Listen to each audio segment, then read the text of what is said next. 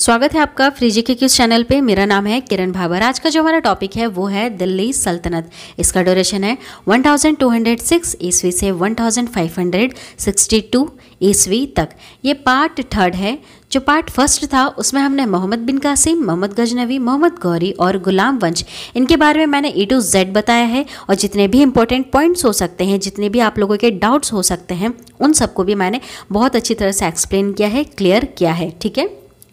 जो part second था उसमें खिलजी वंश, तुगलक वंश, सैयद वंश और लोदी वंश, इनके बारे में सारी चीज़ें बताई हैं A to Z। और उनके ऊपर भी जितने भी डाउट्स हो सकते हैं, जितने भी उनके इंपॉर्टेंट पॉइंट्स होते हैं एग्जाम पॉइंट ऑफ व्यू से, उन सबको भी मैंने क्लियर किया है। ठीक है। और आज पार्ट जो थर्ड है उसमें हमने इन्हीं से रिलेटेड जितने भी MCQs होते हैं, 100 से भी ज़्यादा हमने इंपॉर्टेंट MCQs को कवर किया है।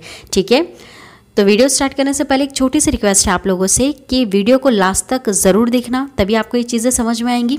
और साथ ही साथ अगर अभी तक आपने हमारे इस चैनल को नहीं सब्सक्राइब किया है तो प्लीज़ पहले चैनल को सब्सक्राइब करें। चैनल को सब्सक्राइब करने के लिए चैनल का नाम लिखा है फ्री जीके क्यूज, उसके सामने रेड कलर में लिखा होगा सब्सक्राइब, उसको बस आपको एक बार टच करना है। ठीक है।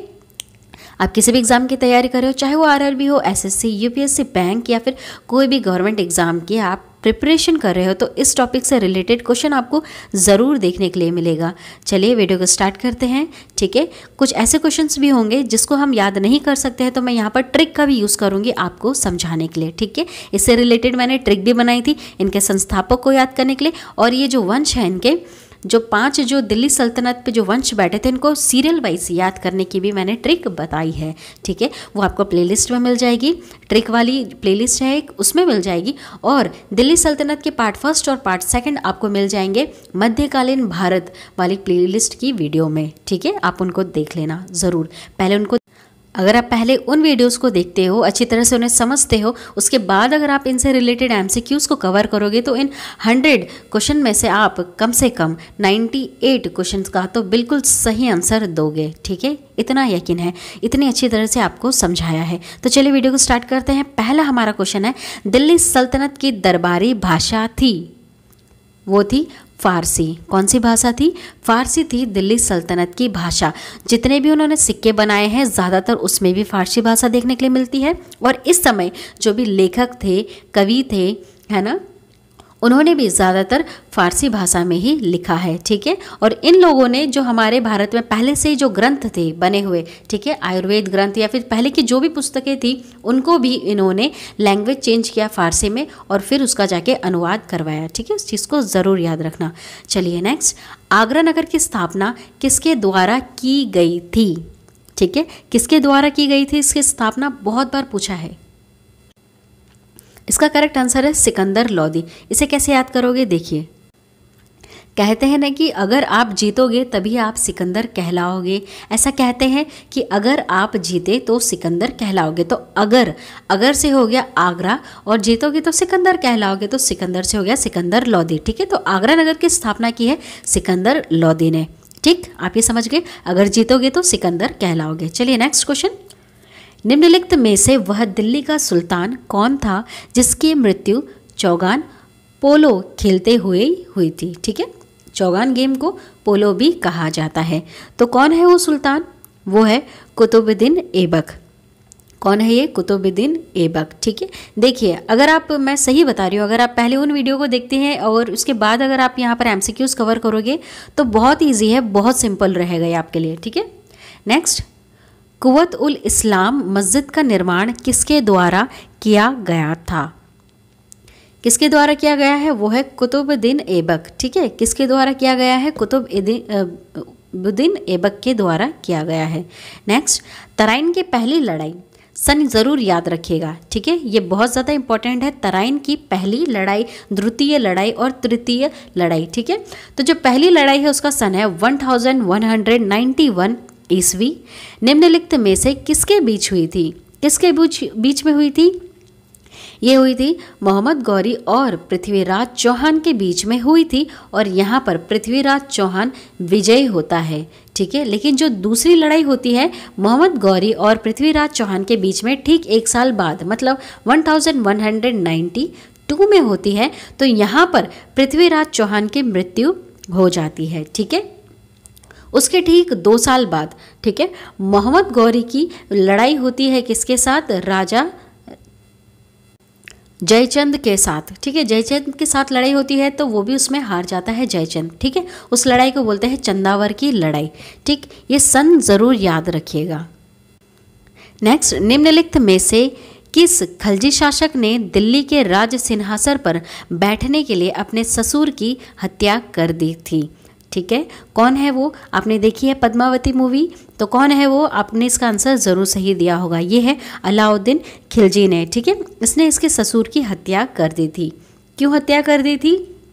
इसने धोखे से बुलाया था अपने ससुर को, जिनका नाम है, क्या नाम है इनके ससुर जी का नाम? जलालुद्दीन खिलजी, ठीक है। क्या है? जलालुद्दीन खिलजी। इसको धोखे से बुलाया था कि तुम उपहार ले लो, जो मैं धन लूट के लाया हूँ इसको तुम ले लो। धोखे से बुलाता है और उसको मार देता है और खुद गद्दी पर जाके बैठ जाता है। नेक्स्ट, रजिया सुल्तान किसकी बेटी थी? ये इल्तुतमिश की बेटी थी, ठीक है। किसकी थी? इल्तुतमिश की बेटी थी। इल्तुतमिश के 4 बच्चे थे, 4 में से रजिया सुल्तान सबसे छोटी थी, और जो इनके बाकी के जो 3 बच्चे थे लड़के, है ना, वो इतने कुछ खास नहीं थे, गद्दी पे बैठने के योग्य नहीं थे, इसलिए ये रजिया सुल्तान को बिठाते हैं।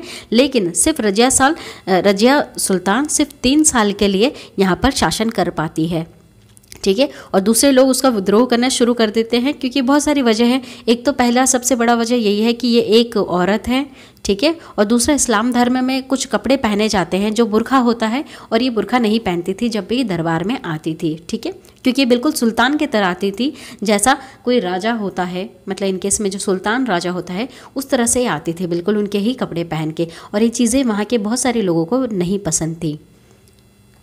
मोहम्मद गौरी विजित प्रदेशों की देखभाल के लिए निम्नलिखित में से किस विश्वसनीय जनरल को छोड़कर गया था? ठीक है, देखिए, मोहम्मद गौरी भारत पर इसके 3 फेमस आक्रमण हैं। अभी जो सबसे पहले मैंने बताया 1191 में पृथ्वीराज चौहान के साथ युद्ध हुआ, उसके बाद 92 में हुआ, और उसके बाद होता है 94 में, ठीक है। ये युद्ध बहुत ही ज़्यादा इंपॉर्टेंट होते हैं। तो यहाँ पर जो आखिरी का युद्ध होता है उसमें कुतुबुद्दीन ऐबक इनके साथ रहता है। इस वजह से ये क्या करता है मोहम्मद गौरी कि कुतुबुद्दीन ऐबक को भारत में जो जीते हुए हिस्से हैं उनका इसको जनरल बना के चला जाता है, ठीक है। और ये मोहम्मद गौरी का क्या होता है? गुलाम होता है एक, ठीक है। क्या होता है? गुलाम। सेनापति भी उसे कहा जाता है, ठीक है। इसलिए ही ये जो कुतुबुद्दीन ऐबक है, इसने जो वंश चलाया था फिर वो गुलाम वंश के नाम से जाना जाता है, क्योंकि ये खुद एक गुलाम था। नेक्स्ट, किसके शासनकाल में सबसे अधिक मंगोल आक्रमण हुए? किसके शासनकाल में हुए थे? ये सारी चीज़ें A to Z मैंने बहुत अच्छी तरह से समझाई है। अगर आप वो वीडियो देख लेते हो तो यहाँ पर आप फटाफट आंसर दोगे। इसका करेक्ट आंसर है बी, अलाउद्दीन खिलजी, ठीक है। क्या है इसका answer? Alauddin Khilji. Next question, इनके शासनकाल में 6 बार आक्रमण हुए थे, ठीक है। मंगोल कौन है? मंगोल पहला है चंगेज खां, चंगेज खां के बाद आता है तैमूर लंग, ठीक है। उनके बारे में बहुत अच्छी तरह से मैंने एक्सप्लेन किया है पार्ट 2 में। नेक्स्ट, तराइन के द्वितीय युद्ध में किसने किसको पराजित किया था? द्वितीय युद्ध में अभी मैंने बताया, इसका करेक्ट आंसर दीजिएगा, ठीक है। किसने किसको हराया था? मोहम्मद गौरी ने पृथ्वीराज को हराया था, ठीक है। किसको हराया था? मोहम्मद गौरी ने पृथ्वीराज को द्वितीय युद्ध में हरा दिया था, ठीक है। चलिए नेक्स्ट क्वेश्चन, सन 1329 और 1330 के बीच किसने तांबे के सिक्के के रूप में प्रमाण स्वरूप मुद्रा, सांकेतिक मुद्रा, टोकन करेंसी प्रचलित की? किसने की थी ये की थी मोहम्मद बिन तुगलक ने। किसने की थी? मोहम्मद बिन तुगलक ने, ठीक है।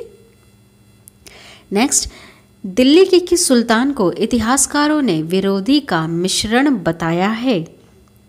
इसका करेक्ट आंसर है मोहम्मद बिन तुगलक, ठीक है। मोहम्मद बिन जो तुगलक है इसको विरोधियों का मिश्रण बताया है, ठीक है। ये काफ़ी ख़राब था। मोहम्मद बिन तुगलक जो था ये बहुत ही ज़्यादा वो बोलते थे इसको पिपाशु कहते थे, रक्त पिपाशु, मतलब कि किसी की भी हत्या कर देना।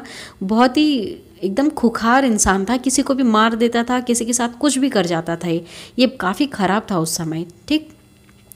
लोधी वंश का अंतिम शासक कौन था? ये था इब्राहिम लोधी, ठीक है। जो मैंने ट्रिक लेकर आई हूँ उसमें मैंने आपको संस्थापक के नाम याद करना बताया था, ठीक है। जो हमारी पहली ट्रिक थी संस्थापक इनके जो वंश के जो सीरियल वाइज जो चल रहे थे उसके बारे में बताई थी। और जो सेकंड ट्रिक जो हम लेकर आए थे उसी वीडियो में, उसमें मैंने बताया था कि कौन किसका संस्थापक है। ठीक है, यहाँ पर खैर अंतिम पूछा है, तो अंतिम तो वो है इब्राहिम लोदी। अगर पूछा जाता है कि लोदी वंश का संस्थापक कौन है तो वो था बहलोल लोदी। ठीक है, तो उसको याद करने की मैंने एक ट्रिक बताई थी, है ना। चाहो तो आप वो वीडियो ज़रूर देख लेना, ट्रिक वाली प्लेलिस्ट में आपको मिल जाएगी।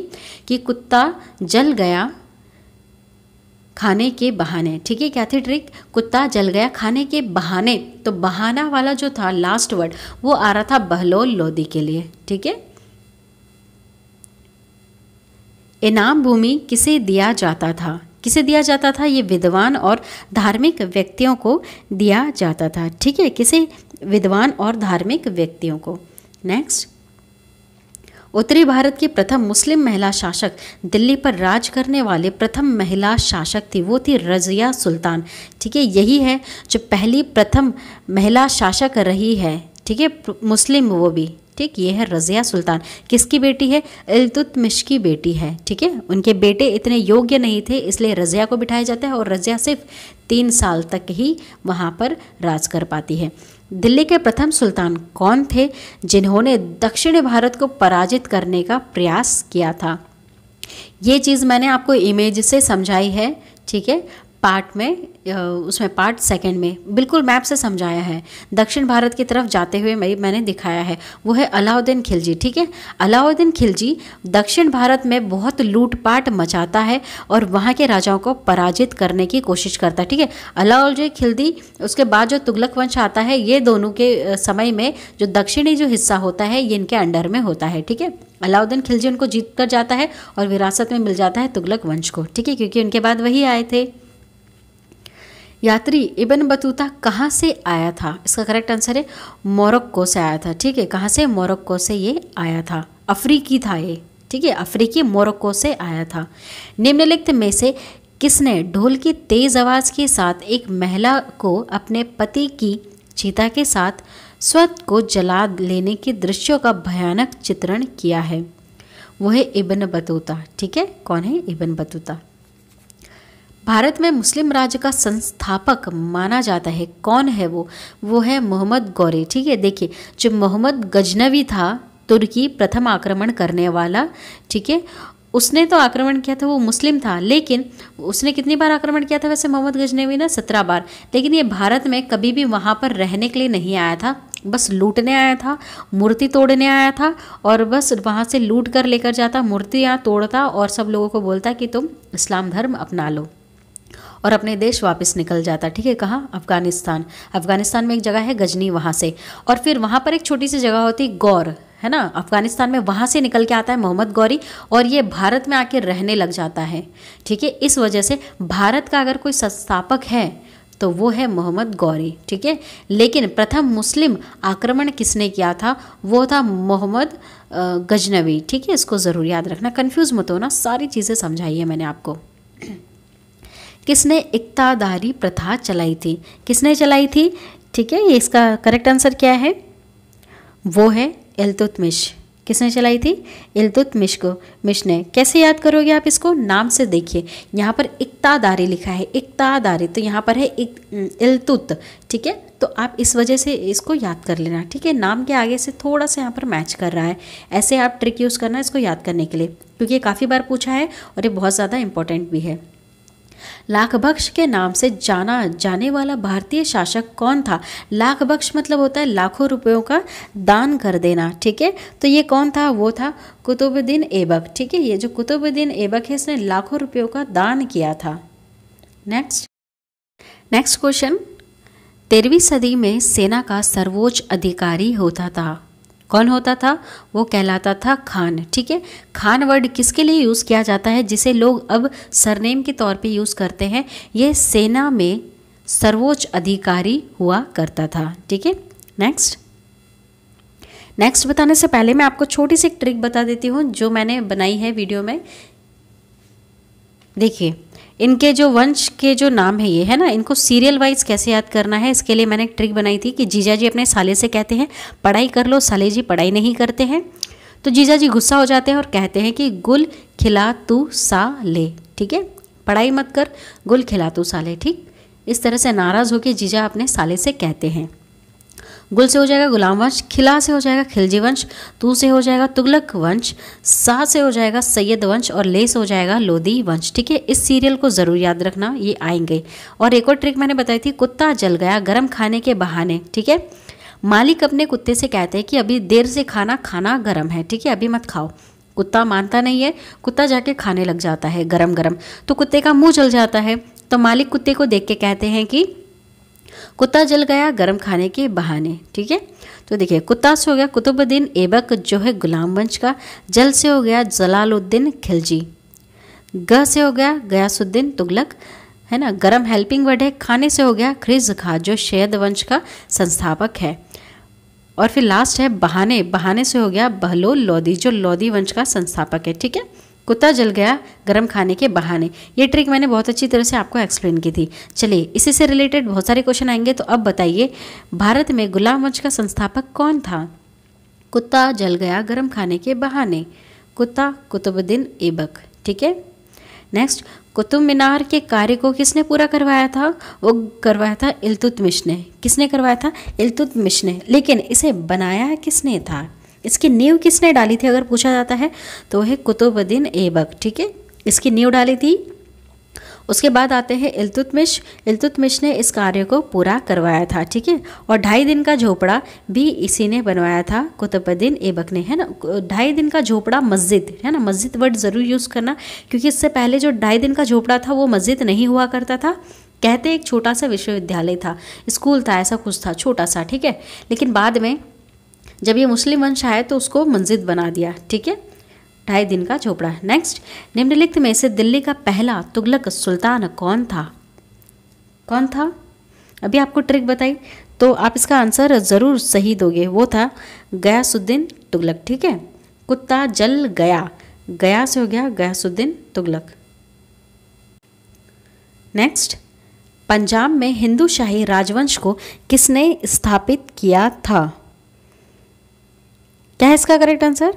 इसका करेक्ट आंसर है कल्लर। ठीक है, क्या है? कल्लर। कल्लर ने पंजाब में हिंदू शाही राजवंश को स्थापित किया था। नेक्स्ट क्वेश्चन, वह रोमन सम्राट अगस्तस की भांति सावधान था कि वह दूसरों की तरह शक्तिशाली ना लगे और वह दूसरों के स्तर से अधिक ना लगे। यह संदर्भ किसका है? किसने कही है ये बात? किसके लिए कही है? कौन? इसका करेक्ट आंसर क्या होगा इसका? बहलोल लोदी। ठीक है, ये किसके लिए यूज़ किया जाता है? बहलोल लोदी के लिए किया जाता है। नेक्स्ट, अल-बेरूनी किसके शासनकाल में इतिहासकार रहा है? किसके इसमें रहा है? महमूद गजनवी के। ठीक है, किसके? महमूद गजनवी के शासनकाल का ये इतिहासकार रहा है। नेक्स्ट क्वेश्चन, निम्नलिखित में से कौन सा शासक दास गुलाम राजवंश से संबंधित है?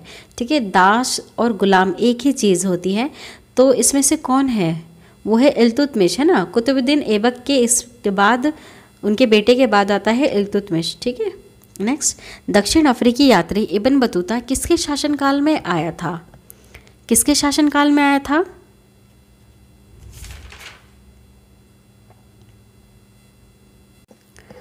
मोहम्मद बिन तुगलक। इसे कैसे याद करोगे? Ibn Battuta. ठीक है, यहाँ तूता से आप समझ जाओ तोता। ठीक है, जो तोता जो होता है वो देखा होगा आपने, हमेशा जोड़े में रहते हैं, वो मोहब्बत के बिना नहीं रहते हैं। ठीक है, मोहब्बत के बिना नहीं रहते, वो अक्सर आपको जोड़े में देखने के लिए मिल जाएंगे। तो तोता मोहब्बत के बिना नहीं रहते हैं, अलग नहीं रहते हैं ना। तो मोहम्मद के बिना, मोहम्मद बिन, यहाँ से मोहम्मद बिन से आप वर्ड पकड़ लेना, मोहम्मद के बिना अलग नहीं रहते। अलग यहाँ से जो एक गलक है, यहाँ से अलग वर्ड आप समझ लेना। ठीक है, तो ये जो तूता है, तोता जो होता है वो मोहम्मद के बिना अलग नहीं रहता है। इस तरह से आप याद कर लेना कि इब्न बतूता मोहम्मद बिन तुगलक के शासनकाल में आया था। नेक्स्ट, मोहम्मद गजनवी ने भारत पर कितनी बार आक्रमण किया था? कितनी बार किया था? 17 बार आक्रमण किया था। ठीक है, नेक्स्ट, किसने अपने आप को खलीफा घोषित किया था? कौन था जो अपने आप को खलीफा घोषित कर रहा था? बताया है आपको, मैंने समझाया है, वो है मुबारक शाह खिलजी। ठीक है, मुबारक शाह खिलजी। इसके बारे में आपको बहुत अच्छी तरह से बताया है मैंने, मुबारक शाह के बारे में। नेक्स्ट, लोधी वंश का संस्थापक कौन था? कौन है लोधी वंश का संस्थापक? अगर आपने वो ट्रिक अभी देखी है तो आपको मैंने बताया था, कुत्ता जल गया गरम खाने के बहाने से क्या हो गया? बहलोल लोधी। ठीक है, तो करेक्ट आंसर क्या है इसका? लोधी वंश का संस्थापक हो गया बहलोल लोधी, और उसका अंतिम कौन है? वो है इब्राहिम लोधी। नेक्स्ट, भारतीय इतिहास में बाजार नियमों मूल्य नियंत्रण पद्धति की शुरुआत किसने की थी? किसने की थी ये? इसका करेक्ट आंसर है अलाउद्दीन खिलजी। ठीक है, किसने की थी? अलाउद्दीन खिलजी ने। नेक्स्ट, राज्य संबंधों में उमेला के दखल का विरोध किस सुल्तान ने किया था? किसने किया था ये? वो है अलाउद्दीन खिलजी ने। ठीक है, किसने? अलाउद्दीन खिलजी ने उमेला में दखल का विरोध किया था। नेक्स्ट, बेहिंद का युद्ध 1008 से लेकर 9 निम्नलिखित में किसके बीच लड़ा गया था? किसके बीच में ये लड़ा गया था ये युद्ध? इसका करेक्ट आंसर है मोहम्मद गजनवी और आनंद पाल के बीच में। ठीक है, मोहम्मद गजनवी और आनंद पाल के बीच में। क्या नाम है इस युद्ध का? युद्ध का नाम याद रखना, बेहिंद युद्ध। ठीक है, बेहिंद युद्ध। दिल्ली सल्तनत का वह प्रथम सुल्तान कौन था जिसने स्थायी सेना रखी थी? किसने रखी थी? वो था अलाउद्दीन खिलजी। ठीक है, कौन है? अलाउद्दीन खिलजी। और ये नगद वेतन भी इनको दिया करता था। ठीक है, नेक्स्ट, दिल्ली में निम्नलिखित सुल्तानों में से किसने तैमूरी शासक मिर्जा शाहरुख के अधिराज्य में आना स्वीकार किया था?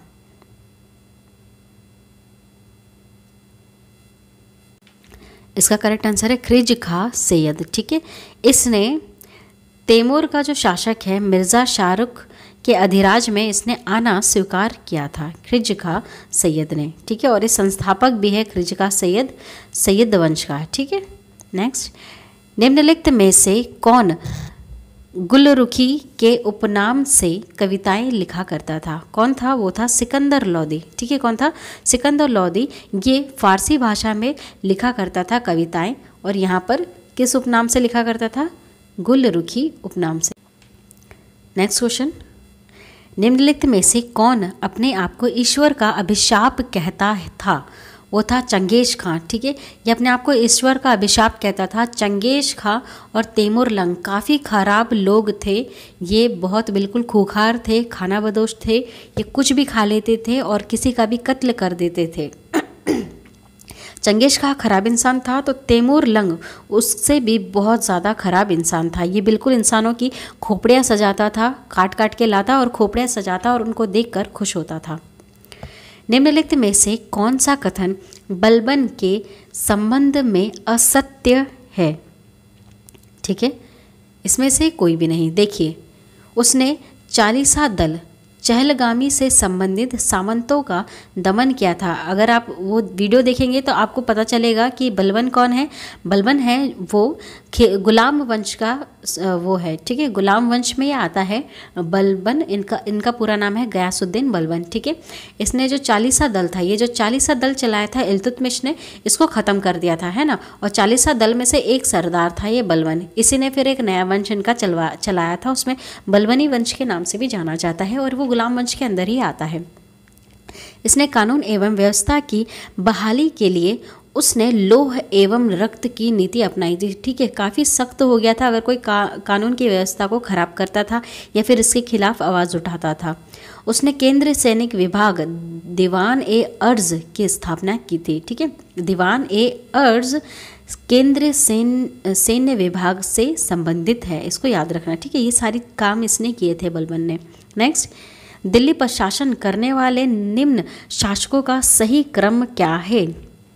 इसका करेक्ट आंसर आप दीजिएगा। ठीक है, हो सके तो मुझे इसका करेक्ट आंसर आप कमेंट में ज़रूर दीजिएगा। ट्रिक आपको बता दी है मैंने। ठीक है, तो आप इसका आंसर कमेंट में ज़रूर बताइएगा। इसमें आपको ये जो शासन है, ये जो शासक रहे हैं, वंश रहे हैं, इनका आपको सीरियल में नाम बताना है। ठीक है, कि कौन पहला था कौन दूसरा था। नेक्स्ट, किस सुल्तान ने सैनिकों को भू अनुदान के स्थान पर नगद वेतन देने की प्रथा चलाई थी? अभी मैंने बताया। कौन था वो? कौन करता था? मतलब भूदान नहीं करता था, कोई सैनिक को भूमि का हिस्सा नहीं देता था, लेकिन पैसे ज़रूर दे देता था। वो था अलाउद्दीन खिलजी। ठीक है, कौन था? अलाउद्दीन खिलजी। इसी ने स्थायी सेना भी रखी थी, उसको भी याद रखना। नेक्स्ट क्वेश्चन, अलाउद्दीन खिलजी का मूल नाम क्या था? इसका जो सही नाम था वो क्या था? वो था अली गुरशास्प। ठीक है, क्या नाम था? अली गुरशास्प।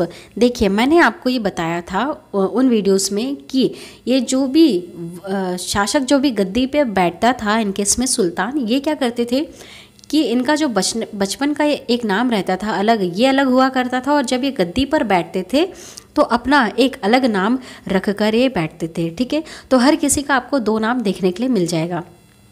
अलाउद्दीन खिलजी का जो रियल नेम है बचपन का वो है अली गुरशास्प। ठीक है, अली गुरशास्प, इसको ज़रूर याद रखिएगा। नेक्स्ट क्वेश्चन, गुलाम वंश के आरंभिक शासकों का निम्न में से कौन सा सही अनुक्रम है? ठीक है, देखिए, अगर आप इसकी पूरी थ्योरी पढ़ोगे ना, जो मैंने बताया है वीडियो में, आपको बताया है, प्लेलिस्ट में मिल जाएगी, तो आप इन क्रम को आराम से याद कर लोगे, क्योंकि मैंने सारी चीज़ बताई है कि कुतुबुद्दीन ऐबक के बाद जिनका बेटा आया था आराम शाह, वो कैसे आया था, उसके बाद इल्तुतमिश कैसे आया, उसकी बेटी रज़िया सुल्तान कैसी आई, ये मैंने A to Z बताया है, इसलिए इनको याद करने की ज़रूरत भी नहीं पड़ेगी, ट्रिक की भी ज़रूरत नहीं पड़ेगी, आप इनको ऐसे ही याद कर लोगे, थ्योरी अगर आप इसकी समझ जाओगे। ठीक है, तो देखिए, कुतुबुद्दीन ऐबक के बाद इनका बेटा होता है आराम शाह, उसके बाद आता है इल्तुतमिश के बाद आता है उनकी बेटी रज़िया सुल्तान। ठीक है, तो करेक्ट आंसर क्या होगा इसका? यहाँ पर 1 4 2 3 1 4 2 3 का है, ये 1 4 2 3। ठीक है, तो इसका करेक्ट आंसर है बी। ठीक है, नेक्स्ट क्वेश्चन, अलाई दरवाज़ा निम्न में से किसका मुख्य द्वार है ना? ये कुतुब मीनार का मुख्य द्वार होता है। ठीक है, और इसको इस्लाम में बहुत ही अच्छी कला बताई गई है, बिल्कुल रत्न कला बताई गई है इस्लामी में, कि बहुत अच्छा बनाया गया है अलाई दरवाज़ा। ठीक है, कुतुब मीनार का है ये दरवाज़ा।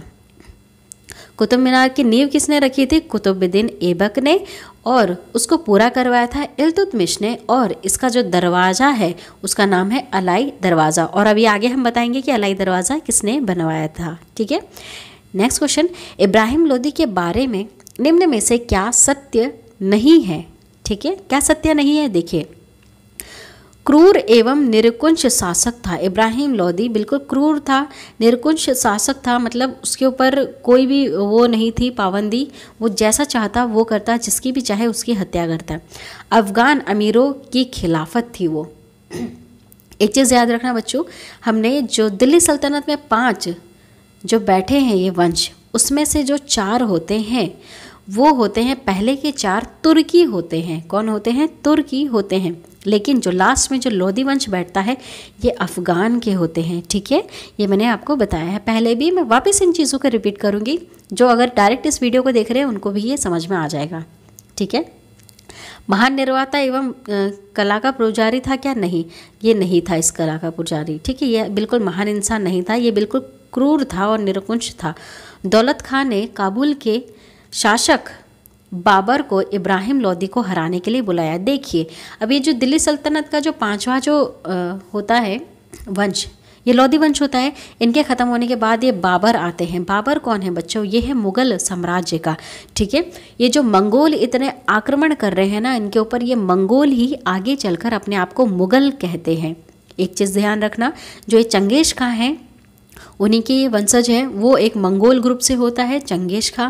ठीक है, चंगेज़ खान, खान वर्ड वहाँ लगा है, इसका मतलब ये नहीं कि वो मुसलमान है। चंगेज़ खां कोई मुसलमान नहीं होता है। ठीक है, लेकिन बाद में चंगेज़ खान के मरने के बाद जो उसके जो वंशज होते हैं वो धीरे धीरे मुसलमान का धर्म अपना लेते हैं। ठीक है, इस्लामी धर्म अपना लेते हैं तो मुसलमान हो जाते हैं वो, लेकिन एक्चुअल में अगर चंगेज़ खां पूछा जाए तो वो मुसलमान नहीं था। ठीक है, तो उनका एक और वंशज आता है, वो होता है तैमूर लंग। ठीक है, उसका भी यहाँ पर आक्रमण होता है इनके ऊपर बीच बीच में। तो जो तैमूर लंग होता है वो अपने आप को बताता है कि मैं कौन हूँ, ये जो चंगेज़ खां है उसका मैं क्या हूँ? वंशज हूँ। ऐसा बोलता है कि मैं चंगेज़ खां का वंशज हूँ, बाकी वो होता नहीं है, वो एक तुर्की होता है। और तैमूर लंग वर्ड क्यों यूज़ किया गया? क्योंकि वो लंगड़ा होता है, और तैमूर लंग बहुत ही खराब इंसान होता है। मैंने बताया ना, बिल्कुल वो खोपड़िया सजाता था और वो खुश रहता था। तो जो ये दौलत खां हैं, दौलत खान जो है इब्राहिम लोदी का कहते हैं चाचा है। ठीक है, ये बाबर को बुलाता है, ठीक है, बाबर को बुलाता है। जो मंगोल बार बार आक्रमण करते हैं ना, ये बाद में धीरे धीरे मुगल बन जाते हैं।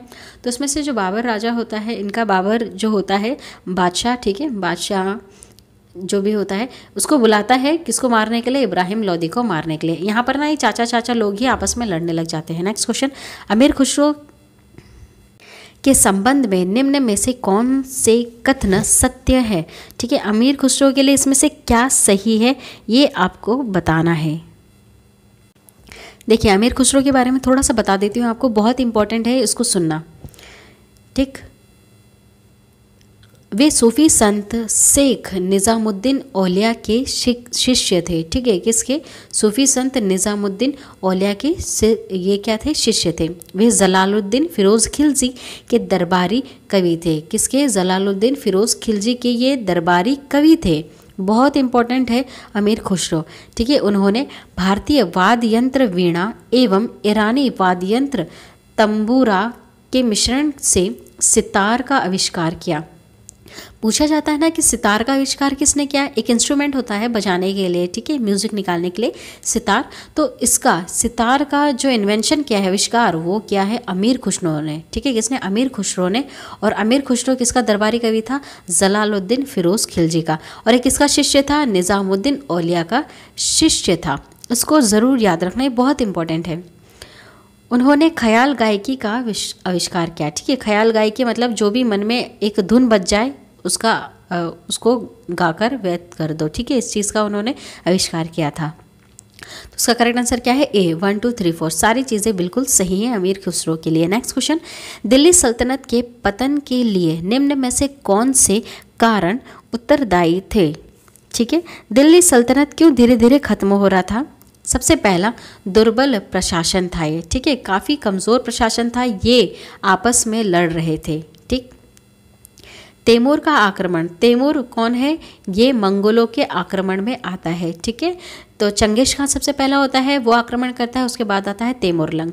ठीक है, तो इनके आक्रमण से ये बहुत ज़्यादा परेशान थे। जब तक ये दिल्ली सल्तनत चलता रहा, ये लोग इनके ऊपर आक्रमण कंटिन्यू करते रहे, जब तक कि ये बाबर नहीं आ गया भारत में। ठीक है, तब तक ये लड़ाई करते रहे इन लोगों से, इनके पूर्वज आपस में इन सब से लड़ते रहे। ठीक है, पूरे ये जो गुलाम है, खिलजी है, सैयद है, लोदी है, ठीक है, तुगलक सैयद लोदी, इन सब से ये लड़ते रहे, इन वंश से। और यही इधर इनका वंश चल रहा था, और उस तरफ अगर देखा जाए तो मंगोलों का वंश चल रहा था। पहले आ गया चंगेज खां, फिर तैमूरलंग, फिर ये बाबर, और उनके बाद फिर जो चलते रहते वो सब।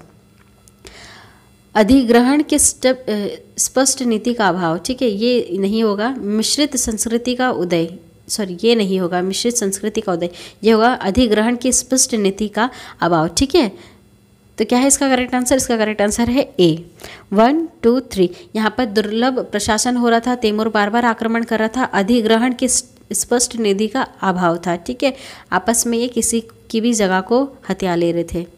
किसने भूमि मापने का पैमाना गज ए सिकंदरी का प्रचलन किया? ठीक है, किसने किया था? वो सिकंदर लोधी ने किया था। ठीक है, मापने का पैमाना गज ए सिकंदरी का प्रचलन सिकंदर लोधी ने किया था। नेक्स्ट क्वेश्चन, अलाउद्दीन खिलजी के आक्रमण के समय देवगिरी का शासक कौन था? कौन था? वो था रामचंद्र देव। कौन था? रामचंद्र देव शासक था देवगिरी का। ठीक है, नेक्स्ट क्वेश्चन,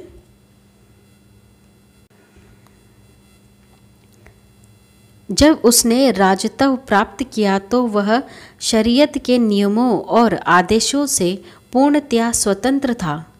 बर्नी ने यह कथन किस सुल्तान के लिए कहा है? बर्नी एक लेखक है। ठीक है, ये उसने कथन कहा है, ये किसके लिए कहा है? क्या है इसका करेक्ट आंसर? इसका करेक्ट आंसर है अलाउद्दीन खिलजी के लिए। ठीक है, किसके लिए? अलाउद्दीन खिलजी के लिए किया है उसने।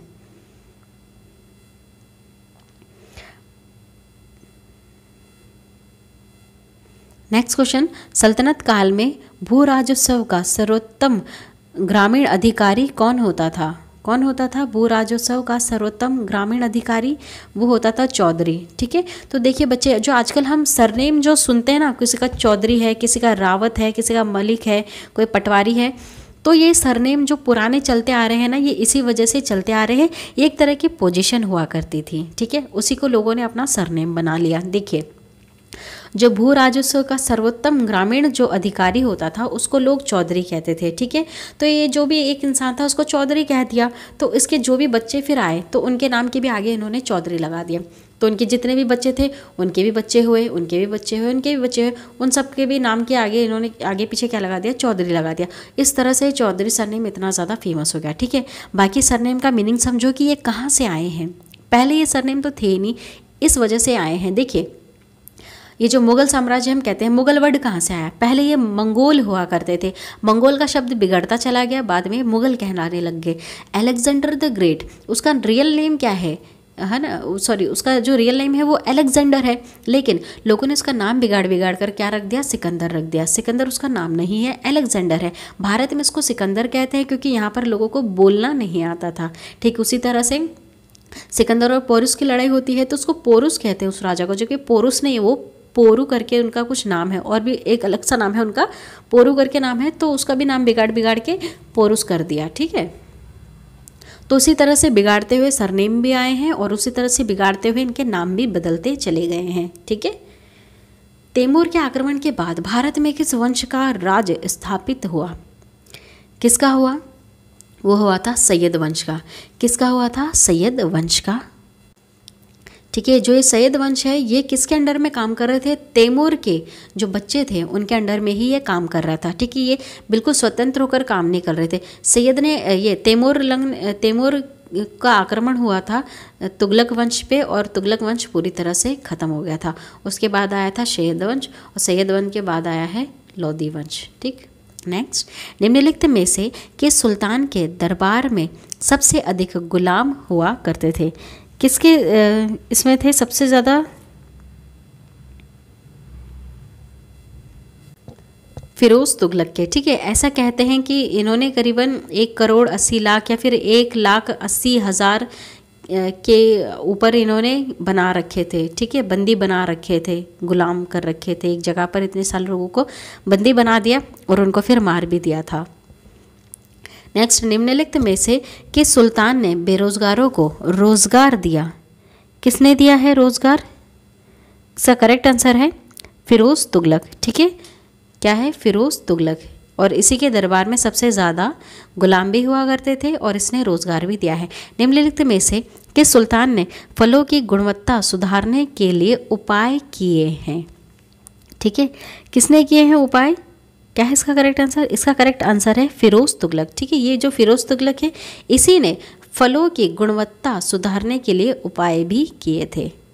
नेक्स्ट, नालंदा विश्वविद्यालय के विनाश के कारण क्या है, क्यों हुआ था इनका विनाश, इसका करेक्ट आंसर है मुसलमान, ठीक है।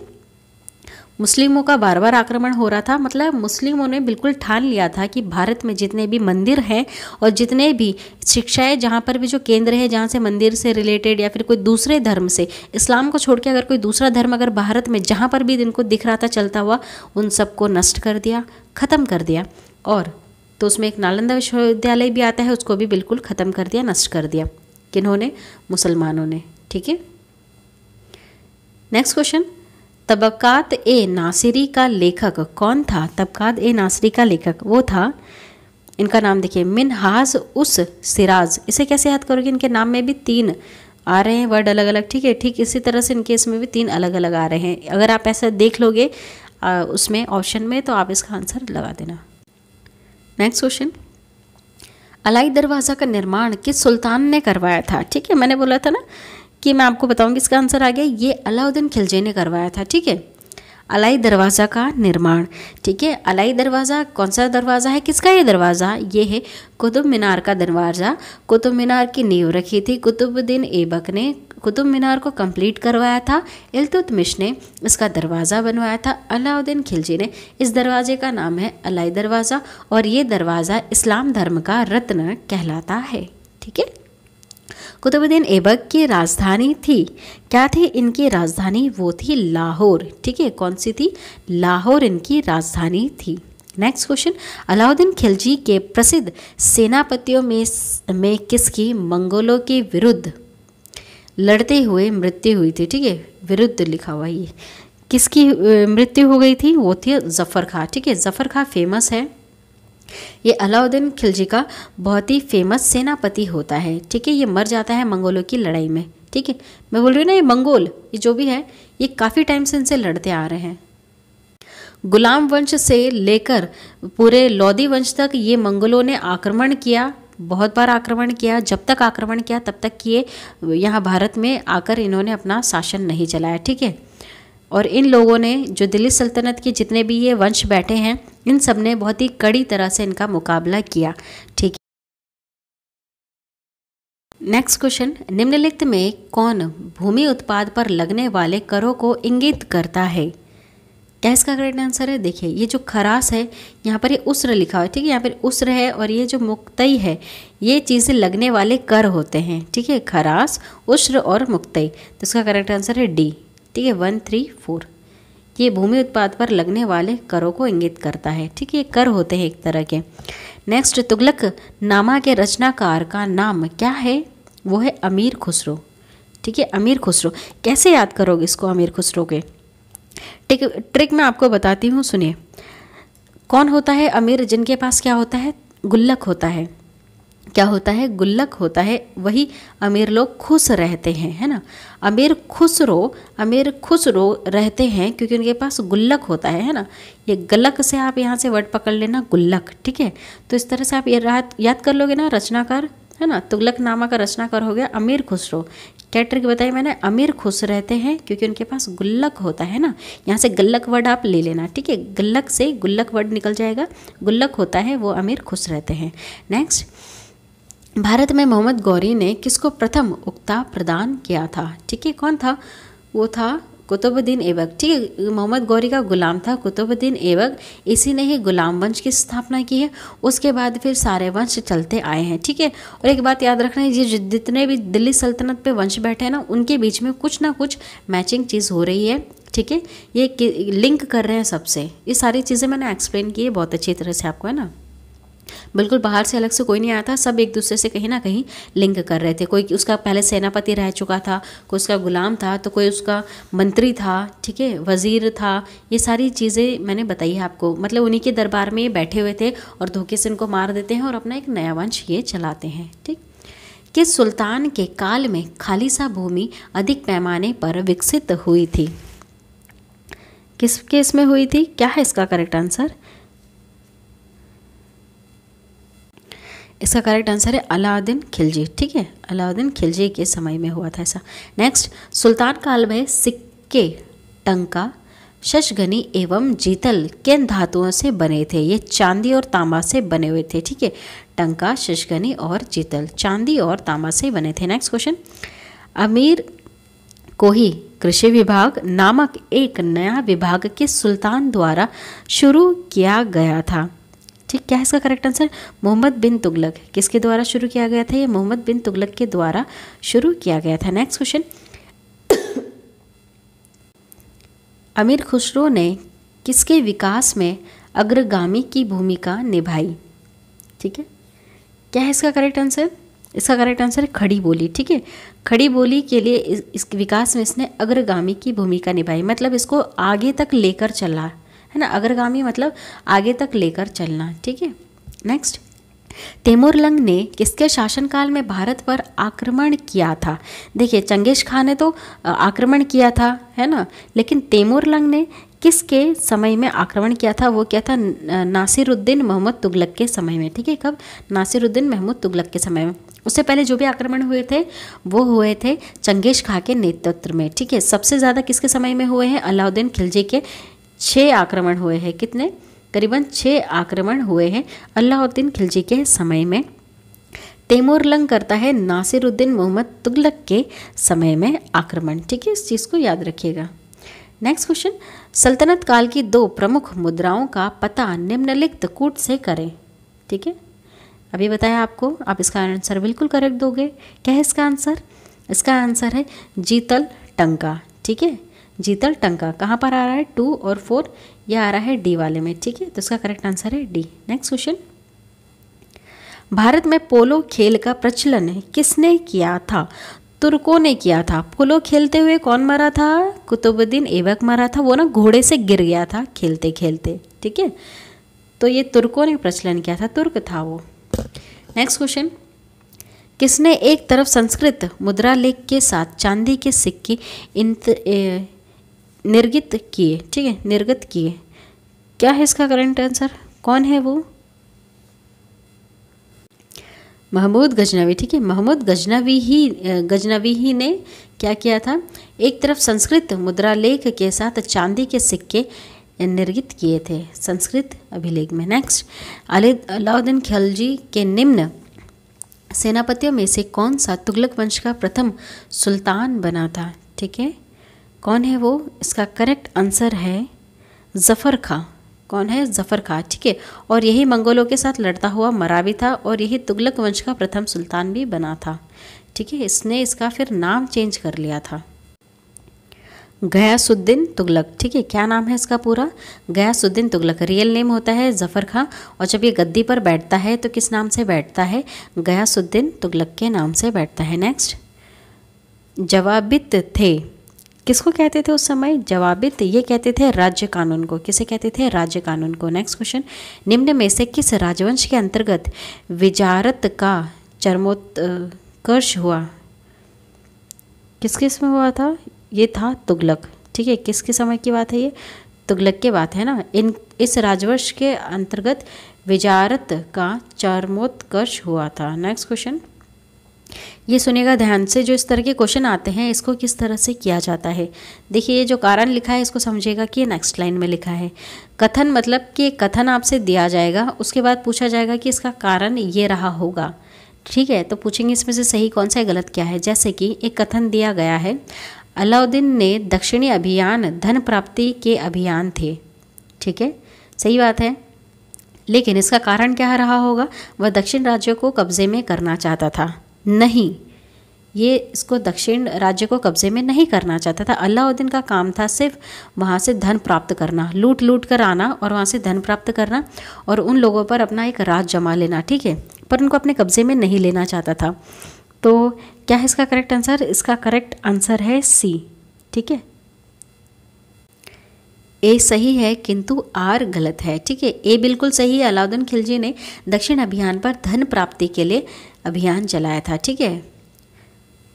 तौल की सबसे छोटी इकाई कौन सी होती है? तौल के लिए होती है, वो होती है रत्ती, जिसको रत्तिका, संस्कृत में रत्तिका कहा जाता है, तौलने की सबसे छोटी इकाई। नेक्स्ट, प्रसिद्ध कवि अमीर खुसरो दरबार में रहे, किसके दरबार में रहे हैं अमीर खुसरो? क्या है इसका करेक्ट आंसर? वो है अलाउद्दीन खिलजी, ठीक है। इसको कैसे याद करेंगे? देखो ट्रिक बता देती हूँ। आप किसके दरबार में खुश रहोगे? देखिए, जो अमीर खुसरो है और अलाउद्दीन खिलजी है ना, तो ये मुस्लिम होते हैं, ठीक। तो किसके दरबार में रहोगे तो खुश रहोगे? अगर इस्लामी धर्म से समझा जाए तो अल्लाह के दरबार में अगर रहोगे तो खुश रहोगे और अमीर भी रहोगे, ठीक है। तो इस तरह से आप इसको याद कर लेना कि अमीर और खुश लोग किसके दरबार में रहते हैं? अल्लाह के दरबार में रहते हैं, ठीक है। आप इस तरह से इसको याद कर लेना, ये ट्रिक है। देखिए कितनी बार पूछा गया है, इसलिए आपको ट्रिक से याद करवा देती हूँ कि अमीर लोग खुश रहते हैं किसके दरबार में रहने से? अल्लाह के दरबार में रहने से, ठीक है। तो अलाउद्दीन खिलजी के दरबार में रहता था अमीर खुसरो, ठीक है। नेक्स्ट क्वेश्चन, किसने सल्तनत काल में प्रचलित डाक व्यवस्था का विस्तृत विवरण दिया है? किसने दिया है? ये इब्न बतूता ने दिया है, ठीक है। इब्न बतूता ने लिखा है पुस्तक में किसके बारे में? डाक व्यवस्था के बारे में बिल्कुल विस्तृत विवरण दिया है, मतलब पूरा एक्सप्लेन करके बताया है, ठीक है। नेक्स्ट क्वेश्चन, तैमूर लंग ने किस वर्ष में भारत पर आक्रमण किया था? इसने आक्रमण किया था 1398 ईस्वी में, ठीक है। अगर आपने ये सन देखा होगा तो मैंने आपको बताया है कि किस सन में ये चल रहा है ना। ड्यूरेशन क्या है? अगर हम पढ़ रहे हैं दिल्ली सल्तनत का काल तो ये पढ़ रहे हैं 1206 ईस्वी से 1526 ईस्वी के बीच में।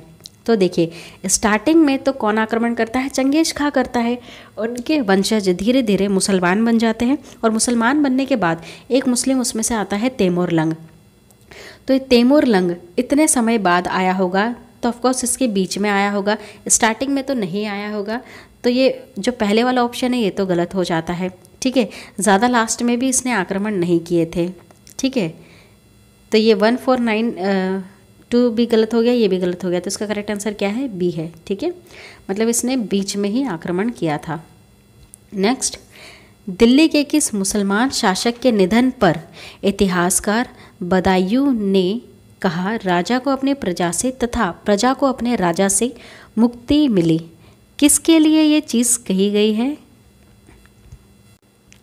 ये कहा गया है मोहम्मद बिन तुगलक के लिए। ठीक है, क्योंकि मोहम्मद बिन तुगलक जो थे वो काफ़ी ख़राब शासक रहे हैं, बिल्कुल रक्त पिपासु रहे हैं, किसी का भी खून कर देते और बुरी तरह से बुरी मौत की घाट उतारते। तो ऐसा कहते थे इनके लिए कि अच्छा हुआ इनको मुक्ति मिल गई इंसानों से और इंसानों को मुक्ति मिल गई इनसे। दिल्ली के सुल्तान बलबन का पूरा नाम क्या था? क्या था? गयासुद्दीन बलबन था। क्या था? गयासुद्दीन बलबन। ठीक है, इल्तुतमिश नहीं है, जलालुद्दीन तो खिलजी है, गयासुद्दीन रह गया, तो ये गयासुद्दीन बलबन है। ये कुतुबुद्दीन तो इसका पूरा नाम है ऐबक। ठीक है, इस तरह से आप ऑप्शन भी देख लिया करो, उनको रिक्रॉस कर लिया करो। ठीक है, कि ये नहीं रहेगा तो क्यों नहीं रहेगा, ये रीज़न अगर आप ढूंढने लग गए तो आंसर हमेशा आप सही करोगे, है ना। जैसे कि कैसे मैं समझाना चाहती हूँ कि अगर आप ये सोच रहे हो मन में तो सोचो कि ये क्यों नहीं रहेगा इसका आंसर, क्योंकि इसका पूरा नाम होता है कुतुबुद्दीन ऐबक। ठीक है, इल्तुतमिश तो इल्तुतमिश ही है, जलालुद्दीन का पूरा नाम क्या है? खिलजी है। ठीक है, तो ये लोग तो इसमें नहीं आएंगे। क्यों नहीं आएगा इसका रीज़न आपने ढूंढ लिया, तो बच गया गयासुद्दीन। ठीक है, तो इसका ये करेक्ट आंसर रहेगा। कोशिश करा करोगी ऑप्शन में ये देखने की कि ये वाला क्यों नहीं रहेगा। नेक्स्ट क्वेश्चन, कौन सा सुल्तान नया धर्म चलाना चाहता था किंतु उलेमाओं ने विरोध किया? इसका करेक्ट आंसर है अलाउद्दीन खिलजी। ठीक है, ये एक नया धर्म चलाना चाहता था लेकिन उलेमाओं ने इनका विरोध जताया। नेक्स्ट क्वेश्चन, दिल्ली में कौन सा ऐतिहासिक स्मारक भारतीय तथा फारसी वास्तुकला शैली का उदाहरण है? ठीक है, क्या है इसका करेक्ट आंसर? वो है हुमायूं का मकबरा। ठीक है, हुमायूं का जो मकबरा है ये ऐतिहासिक स्मारक भारतीय तथा फारसी वास्तुकला शैली का एक उदाहरण है। नेक्स्ट क्वेश्चन, दिल्ली का सुल्तान जो दान दक्षिणा के बारे में काफ़ी ध्यान रखता था और इसके लिए एक विभाग दीवान ए खैरात दान विभाग स्थापित किया, कौन था वो जो दान दक्षिणा में बहुत ही विश्वास रखता था? क्या है इसका करेक्ट आंसर? वो है फिरोज तुगलक। कौन है? फिरोज तुगलक। ठीक है, फिरोज तुगलक। चलिए नेक्स्ट क्वेश्चन, निम्न में से किस संगीतवाद को हिंदू मुस्लिम गान विधियों का सबसे श्रेष्ठ मिश्रण माना जाता है? किसका माना जाता है? वो है सितार। ठीक है, सितार हिंदू मुस्लिम गान वादों का सबसे श्रेष्ठ मिश्रण है सितार। ठीक है, तो ये सितार का इन्वेंशन किसने किया था? वो किया था अमीर खुसरो ने। ठीक है, तो अमीर लोग खुश रहते हैं, क्यों? क्योंकि किसके दरबार में रहते हैं? अल्लाह के दरबार में। मतलब कि अमीर खुसरो किसके दरबार में थे? अलाउद्दीन खिलजी के दरबार में थे। ठीक है, इस तरह से इसको आप याद कर लोगे। और अमीर खुसरो के ऊपर मैंने बहुत सारी बातें भी अभी आपको यहाँ पर बता दी है। नई फारसी काव्य शैली सबक ए हिंदी अथवा हिंदुस्तानी शैली के जन्मदाता थे। कौन थे इनके जन्मदाता? किसके? सबक ए हिंदी के और हिंदुस्तानी शैली के। ठीक है, कौन थे? वो थे अमीर खुसरो। ठीक है, जो अमीर खुसरो हैं यही इस काव्य शैली के जन्मदाता भी रहे, सबक ए हिंदी और हिंदुस्तानी के। नेक्स्ट, अनुकूल परिस्थितियों मौजूद होने के बावजूद गुलाम वंश के शासक भारत में अपने साम्राज्य का विस्तार नहीं कर पाए, इसका मुख्य कारण क्या था? क्या था इसका मुख्य कारण? देखिए, ये जो इसका मतलब ये है कि जो गुलाम वंश था इनके पास बहुत सारी फैसिलिटी थी, लेकिन उसके बाद भी ये अपने साम्राज्य का इतना विस्तार नहीं कर पाए। ठीक है, ये नहीं कर पाए गुलाम वंश, लेकिन इसके बाद जो खिलजी वंश आता है, अलाउद्दीन खिलजी, यही एक ऐसा शासक रहता है जो दक्षिण भारत तक जाता है और वहाँ पर अपना एक अधिकार जमाता है, वहाँ से लोगों से लूटपाट करके आता है और वही हिस्सा फिर विरासत में मिलता है तुगलक वंश को। ठीक है, तो जो गुलाम वंश होता है वो क्यों विस्तार नहीं कर पाता है? क्योंकि मंगोल के आक्रमण का भय था। ठीक है, जो मंगोल हैं काफ़ी ख़राब लोग थे, चंगेज खा और चंगेज खा के जो वंशज जो चलता आया तैमूरलंग। ठीक है, काफ़ी ख़राब लोग थे, इनकी वजह से डर के कारण इन्होंने अपने साम्राज्य का विस्तार भी नहीं किया। नेक्स्ट क्वेश्चन, दिल्ली की राजगद्दी पर अफगान शासकों के शासन का निम्नलिखित में से कौन सा सही कालानुक्रम है। ठीक है, अफगान शासक, मैंने आपको बताया कि जो पहले के जो 4 शासक थे, जैसे गुलाम, खिलजी, तुगलक, फिर आते हैं सैयद, उसके बाद आते हैं लोदी। तो जो लोदी वंश था वो अकेला अफगान था, बाकी के जो 4 हैं वो सब तुर्की थे। ठीक, ये चीज़ आप याद रखना। तो अफगान शासकों का निम्नलिखित में से सही अनुक्रमांक क्या है? तो आपको मैंने 2 चीज़ें तो अभी याद करवा दी। सबसे आखिरी वाला था वो था इब्राहिम लोदी, और जो सबसे पहले वाला था वो था बहलोल लोदी। ठीक है, तो कहाँ है बहलोल लोदी? यहाँ पर है और एक यहाँ पर है, लेकिन इनका आखिरी कौन सा था? वो था इब्राहिम लोदी, जो अकेला सिर्फ यहाँ पर अभी दिख रहा है। तो इसका करेक्ट आंसर क्या होगा? सी होगा।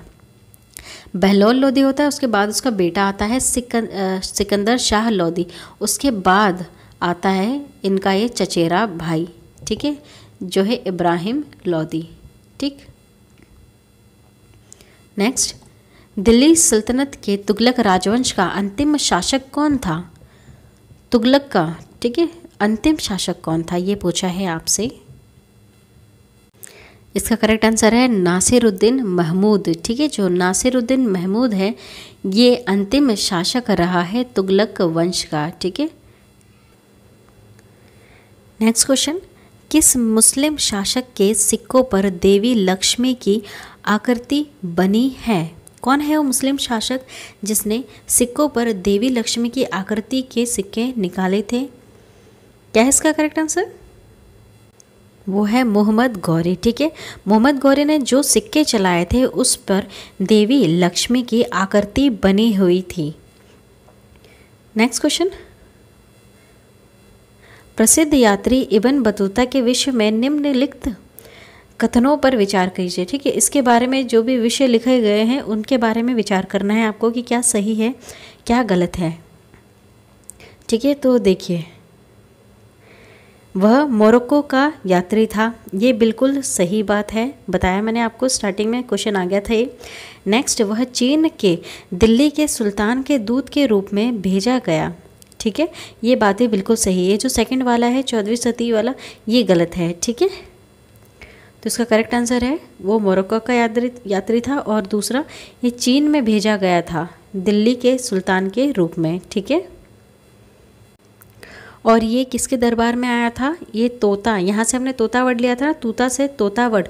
तो तूता कैसे रहता है? मोहब्बत के बिना नहीं रहता है ना, वो जोड़े से रहता है, तो मोहब्बत में रहता है, मोहब्बत के बिना नहीं रहता है। तो मोहब्बत के बिना, है ना, तो उससे क्या ले रहे थे हम? मोहम्मद बिन तुगलक। ठीक है, तो मोहम्मद बिन तुगलक के दरबार में आया था इब्न बतूता। ठीक है, तो इसका करेक्ट आंसर क्या होगा? वो होगा केवल 1 और 3। ठीक है, क्या? केवल 1 और 3, ये वाला ऑप्शन सही है, केवल 1 और 3, ये इसका करेक्ट है। नेक्स्ट, चंगेज खां के अधीन मंगलों ने किसके शासनकाल में भारत पर आक्रमण किया था? इसका करेक्ट आंसर है इल्तुतमिश। ठीक है, इल्तुतमिश के समय में चंगेज खां के अधीन में मंगलों ने आक्रमण किया था, इल्तुतमिश के इसमें। नेक्स्ट, दिल्ली के किस सुल्तान ने ब्राह्मणों पर जजिया कर लगाया था? ठीक है, पहली बार जजिया कर लगाया गया था ब्राह्मणों के ऊपर, तो किस सुल्तान ने लगाया था? इसका करेक्ट आंसर है फिरोज़ तुगलक ने। ठीक है, किसने? फिरोज़ तुगलक ने लगाया था।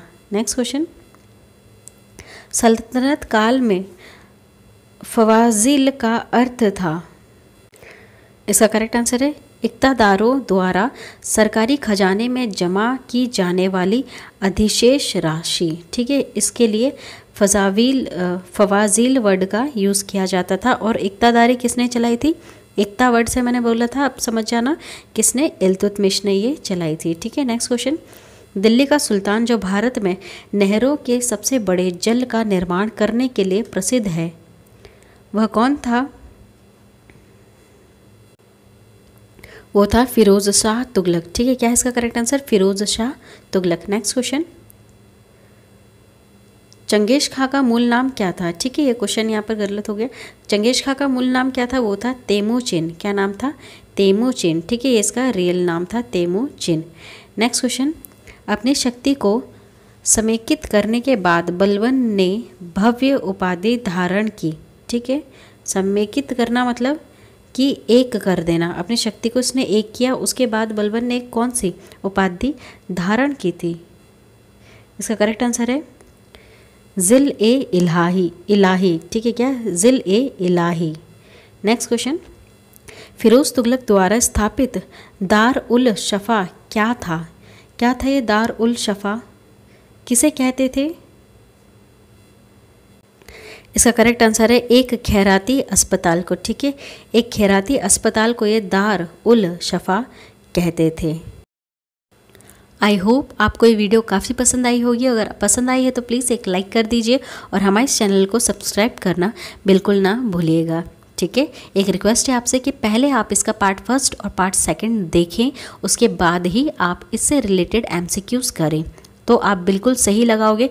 इन 100 में से कम आप 98 का तो बिल्कुल सही जवाब दोगे, ठीक है? हम नेक्स्ट वीडियो लेकर आएंगे, वो आएगी अब विजयनगर व अन्य प्रांतीय राज्य के ऊपर, ठीक है? चलिए, जब तक के लिए बाय।